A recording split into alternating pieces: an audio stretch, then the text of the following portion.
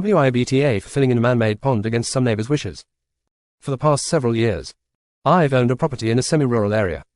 It is part of an hoa with only 12 houses over 1,000 acres. So we don't get much in each other's way. There is a common area that abuts my property, and on it there is a pond that is fed via an irrigation headgate on a creek on my property and a cut that runs from it through my property. I've come to discover this pond is a real pain. One neighbor used to maintain it, without making a fuss, but he died. So dealing with it fell to me, as the neighbor most affected by it.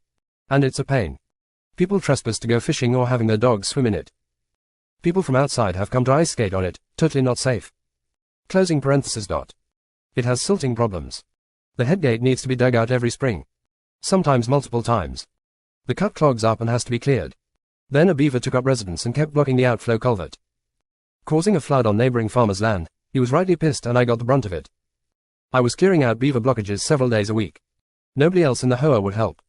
I did some research and discovered that the water right for the headgate belonged to me alone and not the association. Whoops. Closing parenthesis, comma.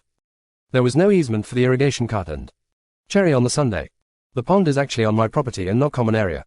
Had a survey done just to be sure. I also discovered it wasn't really a pond. It was a hole dug up to provide fill for our road, and the original developer just routed irrigation into the hole and called it a pond. But this explains why it is such a mess. A landowner a mile away is now digging out a proper pond and he has to pay a ton to dispose of the fill, even though it is clean. I asked if it would help if he could put some of the fill in our pond and he offered to pay for the privilege.